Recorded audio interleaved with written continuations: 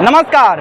आज हम बिहार के जमुई ज़िले में हैं और यहाँ आज लोकसभा चुनाव 2024 के मद्देनज़र प्रधानमंत्री मोदी जी का रैली था। इस रैली को कवर करने आए हुए हैं। पहले लेकिन हम जान लेते हैं इस लोकसभा सीट की वस्तु स्थिति क्या है। दरअसल इस बार 2024 के लोकसभा चुनाव में ये सीट एनडीए गठबंधन के सहयोगी लोक जनशक्ति पार्टी के खाते गई है।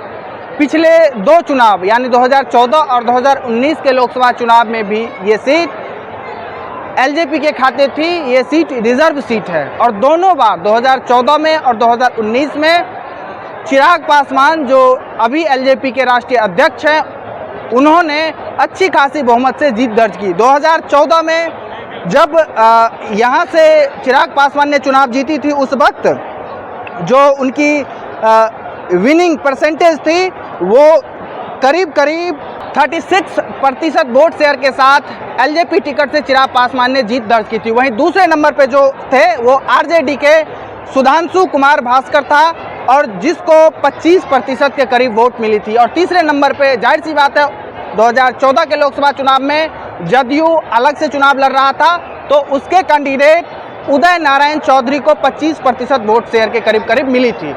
लेकिन यदि हम आते हैं 2019 के लोकसभा चुनाव में, तो 2019 में एलजेपी और बीजेपी और जदयू साथ में थी। इस वजह से इन तीनों यानी एनडीए का कैंडिडेट खड़ा था और एनडीए की कैंडिडेट जीता था। ये सीट एलजेपी के खाते गई थी और चिराग पासवान 55% वोट शेयर के साथ यहाँ से जीत दर्ज की थी। वहीं दूसरे नंबर पे महागठबंधन के सहयोगी आरएलएसपी के उम्मीदवार भूदेव चौधरी को 30% वोट शेयर मिला था और वो यहाँ से जीत दर्ज किए थे। लेकिन वही उसके एक साल बाद जब 2020 में विधानसभा चुनाव हुई, तो जमुई लोकसभा क्षेत्र में 6 विधानसभा क्षेत्र है, जिसमें तकरीबन 2 सीटें जदयू के खाते गई थी, 1 सीट आरजेडी के खाते गई थी, 1 सीट हिंदुस्तान आवाम मोर्चा जो जीतन राम मांझी की पार्टी है उनके खाते गई थी और 1 सीट इंडिपेंडेंट था और 1 सीट बीजेपी ने जीती थी। देखना होगा इस बार ये सीट जमुई लोकसभा का क्षेत्र किसके भविष्य को तय करता है, कौन यहाँ के विजेता होते हैं। लेकिन हम सब जानते हैं कि इस बार भी 2024 में भी ये सीट एनडीए गठबंधन के घटक सहयोगी एलजेपी के जो उम्मीदवार हैं अरुण भारती, जो चिराग पासवान के जिया जी हैं, उनके खाते गई है। वहीं दूसरी तरफ आरजेडी के उम्मीदवार जो अर्चना रविदास है वो यहाँ से उम्मीदवार है। देखना होगा किस तरह का समीकरण बनता है और इस सीट से कौन विजयी होते हैं। क्या लगता है, आज मोदी जी का रैली था और जमुई पहले चरण में जमुई में चुनाव होगा, तो अर्चना रविदास यहाँ से जीतेंगी या अरुण भारती यहाँ से जीतेंगी? सूत्र के मुताबिक तो लग रहा है कि यहाँ अर्चना रविदास ही जो है 1 नंबर पर है, दूसरी नंबर पर जो है ये अपना अरुण भारती जी हैं। ये आप बड़ी बात कह रहे हैं। यहाँ जहाँ हम बैठे हुए हैं यहाँ पे मोदी जी का रैली था और एनडीए के तरफ से जो उसके घटक सहयोगी हैं एलजेपी, उसका उम्मीदवार अरुण भारती हैं। लेकिन आपका क्या नाम है? मेरा नाम बबलू कुमार यादव हुआ। बबलू कुमार यादव कह रहे हैं कि यहाँ पे पहले नंबर पे अर्चना रविदास रह सकती है। क्या वजह हो सकती है इसकी? वजह इसमें बहुत सा है। अगले बार भी मोदी जी हमारे इसी गांव आए थे, इसी क्षेत्र और जस्ट जो है इसी स्थान पर जनसंख्या एकदम जी बोलिए 25% है। क्या नाम है आपका? आपका क्या नाम है? बलेंद्र कुमार। बलेंद्र कुमार। जो 2019 में मोदी का रैली था इस बल्लभपुर में, तो उस समय जितना जनसंख्या था उस जनसंख्या से अगली बार 25% जनसंख्या है, 75% जनसंख्या घट गया, इसलिए कि मोदी का लहर खत्म हो गया है। कुछ लोग कह रहे हैं कि इस बार रैली में 1 लाख की तादाद में लोगों की उपस्थिति थी। क्या लगता है कितने लोग यहाँ उपस्थित थे इस रैली में? अभी ये तो अनुमान हम लोग नहीं लगा सकते हैं, लेकिन हम लोग का अनुमान ये है कि 22 साल के युवा को अग्निवीर से रिटायरमेंट करके घर पहुंचा रहे हैं और 73 साल वाले व्यक्ति कह रहे हैं हमको 5 साल और मौका दीजिए। बताइए भाइयों, आप लोग अगर 73 साल वाले को मौका दीजिएगा तो युवा क्या करेंगे फिर? ये बात कर रहे हैं अग्निवीर जो सेना की पॉलिसी है उसके बारे में। और केंद्र की बात अगर करते हैं तो केंद्र से हर साल रेलवे में बहाली आती थी। इधर 10 साल से आप गिना चुना बहाली दे रही है सरकार, जिससे कि युवा का उम्र जो है धीरे धीरे खत्म होते जा रहा है। हम लोग बेरोजगार पड़े हैं और वहाँ से मोदी जी जुमलेबाजी कर रहे हैं, जुमलेबाजी कर रहे हैं कि हम जो है युवा को रोजगार दे रहे हैं, ये कर रहे हैं, लेकिन ये सब जुमला चलने वाला नहीं है। इस बार जो है पलटी मारेंगे। आज जो कर रहे हैं 400 पार, हमको लगता है 100 से भी पार हो जाए तो बहुत ज्यादा। किसका लहर है? तेजस्वी का लहर है पूरा इंडिया में सर। अच्छा अच्छा गठबंधन का लहर है पूरा इंडिया में। अच्छा जी प्रधानमंत्री की बात नहीं कर रहे हैं, यहाँ की बात कर रहे हैं जमुई की। जमुई से अर्चना रविदास रहेगी और हैं भी।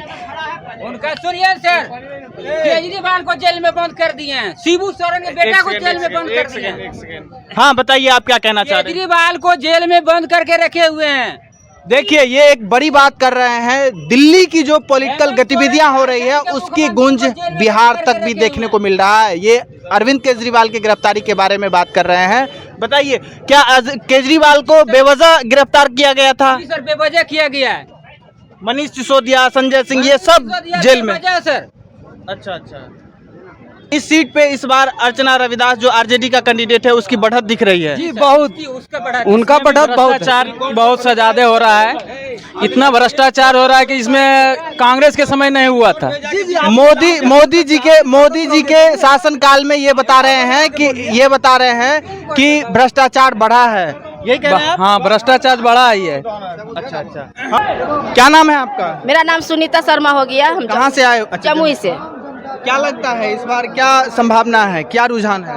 इस बार रुझान है नरेंद्र मोदी की तरफ से। अच्छा, और इस बार के चुनाव के में कोई मुद्दा है? बेरोजगारी, महंगाई, भ्रष्टाचार, परिवारवाद, ये सब मुद्दा है या सिर्फ लहर है? नहीं नहीं, मुद्दा है, लहर नहीं है। बेरोजगारी है तो बेरोजगारी भागेगा ही, क्योंकि अभी बोले कि जो 10 साल में नहीं हुआ वो अब होगा। अच्छा, पिछले 10 साल में जो काम मोदी जी नहीं कर पाए वो अब करेंगे। बहुत किए हैं, लेकिन उससे ज्यादा करने का वादा किए हैं। जो आपका बच्चा क्या नाम है? रीना कुमारी, जमुई से हैं? लोहरा से। लोहरा से। तो एक तरफ तो अर्चना रविदास है और एक तरफ अरुण भारती हैं, एलजेपी के उम्मीदवार। तो क्या लगता है इस बार यहाँ की जनता किसे पसंद करेगी या रुझान क्या है? अरुण भारती को करेंगे अरुण भारती को। जी। किस आधार पे? कोई मुद्दा होगा या फिर ऐसे ही? तो है ना, अब मोदी जी के साथ हम लोग समर्थन में हैं तो काम किए हैं। मोदी जी आए 370 धारा पहला नंबर तो कश्मीर से हटाए हैं। नहीं, वो तो मंदिर बनाए हैं, 370 हटाए हैं, लेकिन जो बुनियादी मुद्दे हैं, बेरोजगारी है, महंगाई है, सबको रोजगार मिलेगा। अभी 100 रोजगार मोदी जी तो पहला आप तो चूंकि महिला हैं, घर में रहती हैं, तो महंगाई के बारे में सबसे अच्छी तरीके से जानती होगी कि महंगाई। इसलिए तो बोले पहला नंबर से 100 रोजगार भी मोदी जी दे रहे हैं, प्लस रोजगार भी दे रहे हैं। रोजगार के लिए जी आप पैसा जाइए कहीं से लेने के लिए तो 10% 20% मांग कर देता है, इंसान नहीं दे पाता है, रोजगार कर पाता है। उसके लिए भी मोदी जी सुविधा दिया है। आजीविका में जाइए, लीजिए पैसा, 1 रुपया परसेंटेज उठता है। ठीक है, आपका क्या नाम है? रीता देवी। रीता देवी, कहाँ? जमुई से हैं? खैरा प्रखंड खैरा प्रखंड से। मोदी जी अभी कह रहे थे लालू यादव के बारे में कि भ्रष्टाचारी है। नहीं, वो नहीं। लालू यादव के बारे में मोदी जी कह रहे थे। वो क्या करे नहीं करे उससे हमको, पर हम लोग नहीं, हम दूसरा चीज उसके बारे उसको लेकर के पूछ रहे हैं। बहुत सारे नेता, भ्रष्टाचारी नेता, जिनको आज बीजेपी में शरण दी गई है, क्या कहेंगे आप? देखिए क्या करे नहीं करे उससे हमको मतलब नहीं। हम लोग का बस हम इतने जानते हैं कि मोदी जी को पसंद किए हैं और हमेशा करते रहेंगे। सिर्फ मोदी जी के चेहरे हाँ, पे? सब चेहरे पर, उनका काम पर, उनका सब कुछ पर हम लोग का लगन है। पसंद किया है कि वो अच्छा काम कर वो अच्छा काम ही कर रहे हैं। हम लोग परिवार जैसा मान भी रहे हैं, उतना उनका औकात है। मोदी जी को सभी को मान रहे हैं, अपने पास में रखे हुए। बस। क्या नाम है आपका? गोपाल प्रसाद सिंह। कहाँ से आए हुए हैं आप? हम संग्रामपुर से आए हुए हैं। तो किस चीज से आए हुए हैं आप? हम आए बस से आए हैं। और कितना पैसा मिला है आपको? मोदी जी का कितना पैसा?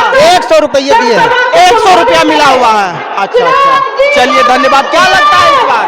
क्या बोले? इस बार क्या लगता है कौन जीत सकता है? अभी मोदी जी को जिताएंगे सर। अच्छा अच्छा, किस जाति से आप आते हैं? हम चंद्रवंशी जाति से पढ़ते हैं। कौन सी? चंद्रवंशी जाति से। हमारे मंच पर मौजूद तो किस वजह से इस बार मोदी जी लग रहा है जीतेंगे? हमारे देश के गौरव, किस वजह से हम लोगों को हम सबके फायदा अभिमान, किया है। बच्चे सबको पढ़ाई लिखाई, सबके हम लोगों को स्वाभिमान, भले इंदिरा आवास अभी नहीं मिला है, देश के लेकिन बच्चे को पढ़ाई तो उस तरह से ठीक हो रहा है।